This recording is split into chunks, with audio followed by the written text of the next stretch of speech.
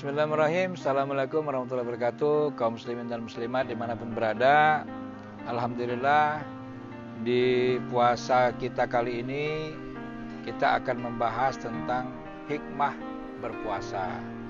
Ya, jadi kita mengetahui puasa ini adalah ibadah yang syarat dengan makna, yaitu makna yang luar biasa, ya, dari sisi kesehatan maupun yang lainnya, ya. Padahal ibadah puasa ini kan ibadah yang cukup sederhana sebenarnya, ya. Mulai dari menahan makan dan minum serta hal-hal yang membatalkannya dari pagi sampai petang hari saja. Tapi hikmahnya luar biasa, ya. Jadi puasa ini ibadah biasa yang hikmahnya luar biasa. Nah, apa saja hikmah yang terkandung sampai hari ini? Ya, mari kita lihat. Beberapa pakar, diantaranya Syekh Ali Ahmad Al-Jarjawi, yang merupakan salah satu jajaran ulama Al-Azhar Kairo, mengungkapkannya dalam bukunya yang berjudul Hikmatut Tasyri' wa Falsafatuh. Ya.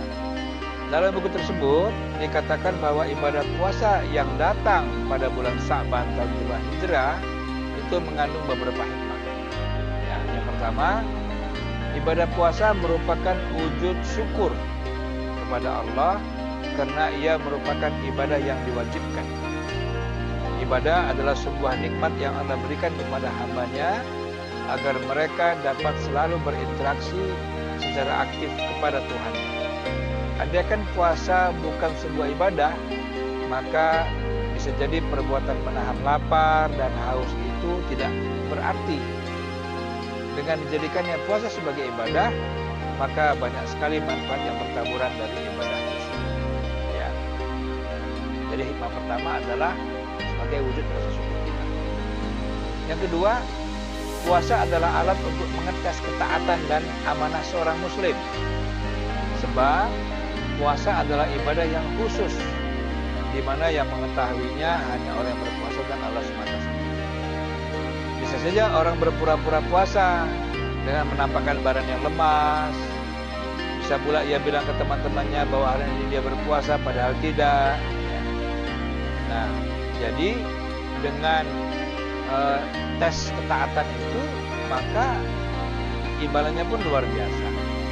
Allah mengkhususkan pahala, ya, sebagaimana firman Allah, wa ana azibih, ya, dalam hadis qudsiynya. Namun jika gagal berarti telah khianat, dan kita tahu ukuran sisa para pengkhianat baiknya pemenang. Jadi yang kedua, hikmah puasa ini adalah untuk mengetes ketaatan seorang hamba dan sejauh mana amanah seorang muslim.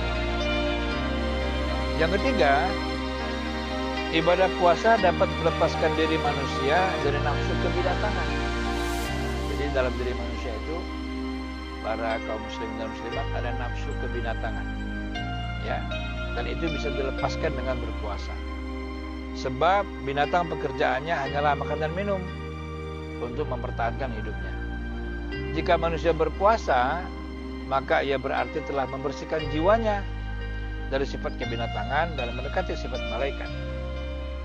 Para ahli ilmu zaman dahulu bahkan ketika memulai mengarang suatu ilmu, mereka menahan perutnya dari makanan yang mengenyangkan, sehingga jiwa dan pikiran mereka menjadi jernih.